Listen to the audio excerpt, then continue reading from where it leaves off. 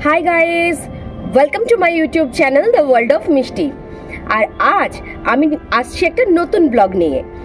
আজকে যাব কলকাতার খুব কাছে একটা ভীষণ সুন্দর জায়গায়, যেটা কিন্তু কলকাতা থেকে মোটামুটি 55 কিলোমিটার দূরে। সো তোমরা সবাই খুব কম খরচের মধ্যে ডে ট্রিপ করে ঘুরে আসতেই পারো এই জায়গাটা থেকে। আর এই জায়গাটা কিন্তু ভীষণ স্পেশাল হতে চলেছে, তো ভিডিওটা ফলো করো জায়গাটা দেখার জন্য। আর নাম আমি এখন কিন্তু বলবো না, আমার সাথে থাকো, সঙ্গে চলো, তাহলে দেখতে পারবে সেই জায়গাটা কেমন। এবং বেস্ট টাইম এই জায়গাটা ভিজিট করা হচ্ছে শীতকাল। শীত তো আর আসতেই চলে, তো শীতের জন্য তোমরা কিন্তু একটা দুর্দান্ত প্ল্যান করে নিতে পারো এই জায়গাটা নিয়ে। তো চলো ভিডিওটা স্টার্ট করা যাক এবং দেখে নেওয়া যাক জায়গাটা। চলো।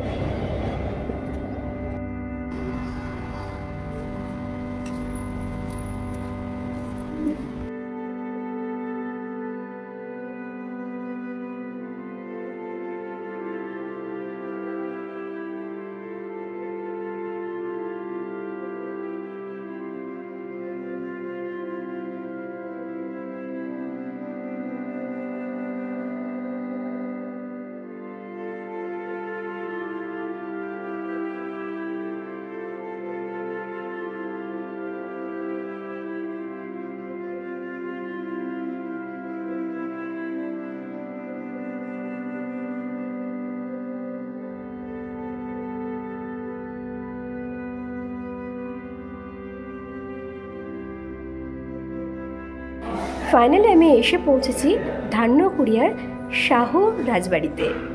300 বছরের পুরনো ইতিহাস, এখানে ইতিহাস কথা বলে। সেই ইতিহাস নিয়ে আমরা নিশ্চয়ই কথা বলবো, কিন্তু তার আগে চলুন ঘুরে দেখি এই রাজবাড়িটি।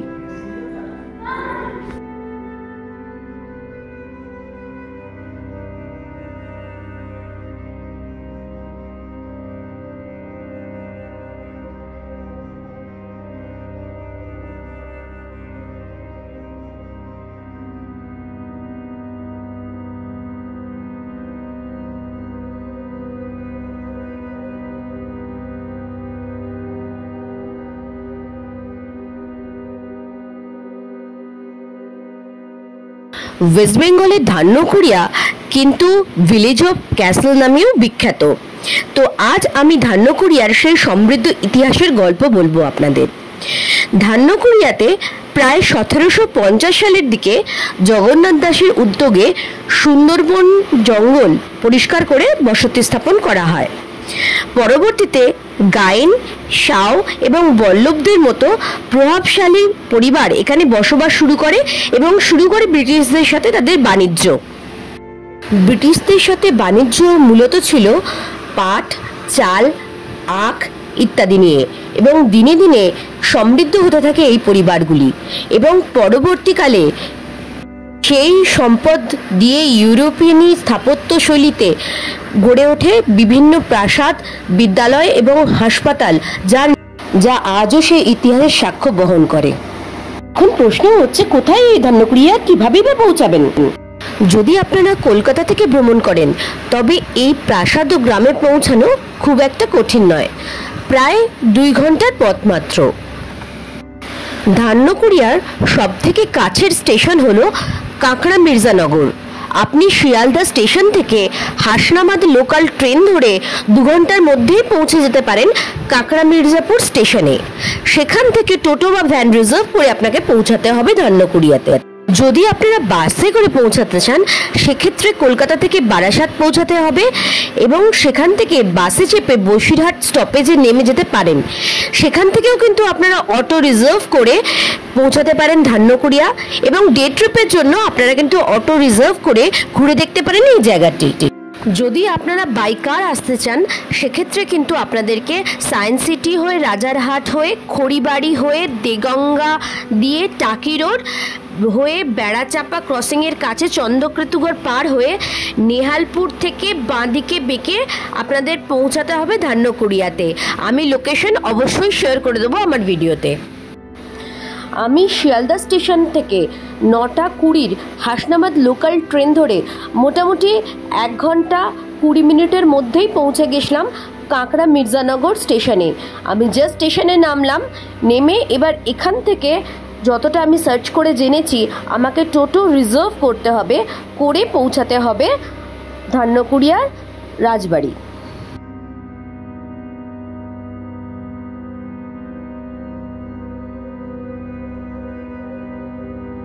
প্রশ্ন হচ্ছে কোথায় থাকবেন।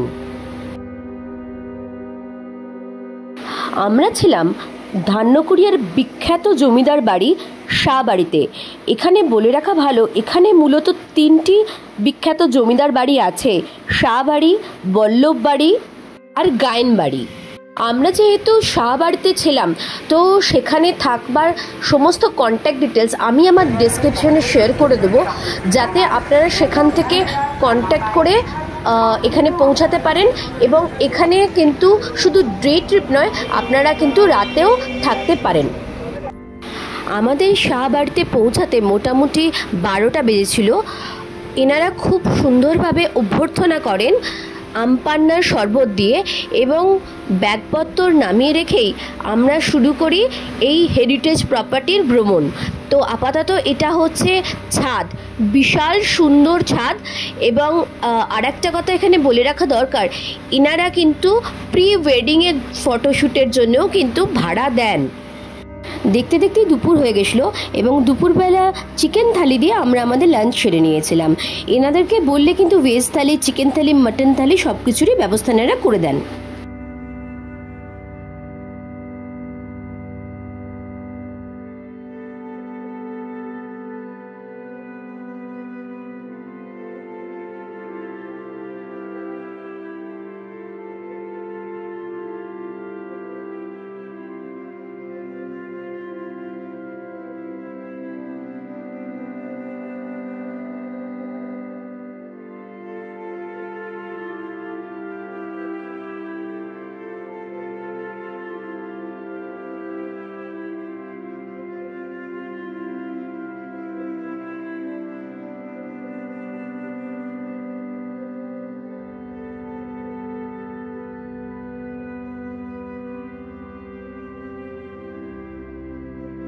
লাঞ্চের পর কিছুটা বিশ্রাম নিয়ে নিয়েছিলাম, তারপরে খেলা, আড্ডা আর মজা করে কাটিয়ে দিয়েছিলাম বিকেলটুকু। একদমই ফিরে যেতে মন চাইছিল না, কিন্তু যেহেতু আমি ডে ট্রিপ করছিলাম এবং সন্ধেবেলা আমাদের ফেরার কথা ছিল, তাই জন্য এই সমস্ত সুন্দর স্মৃতিকে মনে রেখে আমরা ফেরার পথে পাড়ি দিলাম। জেনে নেওয়া দরকার এই ডে ট্রিপটার জন্য খরচ কত টাকা হয়েছিল। আমি আমার খরচটা আপনাদের সাথে শেয়ার করলাম। এখানে আসার সব থেকে ভালো সময় হচ্ছে শীতকাল। তো এবছর শীতের জন্য আপনারা একটা দুর্দান্ত প্ল্যান করে ঘুরে আসতেই পারেন ধান্যকুড়িয়া। এটাই ছিল আমার ধান্যকুড়িয়ার রাজবাড়ির ডে ট্রিপের সমস্ত ডিটেলস। আশা করছি আপনাদের এই ভিডিওটি ভালো লাগবে। যদি ভালো লেগে থাকে প্লিজ আমার চ্যানেলটাকে সাবস্ক্রাইব করবেন, লাইক করবেন, কমেন্ট করবেন, এবং যারা ঘুরতে ভালোবাসে সেই ভ্রমণ পিপাসু বাঙালিদের সাথে অবশ্যই শেয়ার করবেন। তো এই ধরনের ইনফরমেটিভ ভিডিও নিয়ে আমি আবার আসবো নেক্সট ভিডিও ব্লগে। ততদিন আপনারা সবাই ভালো থাকুন, সুস্থ থাকুন, দেখা হচ্ছে আপনাদের সাথে।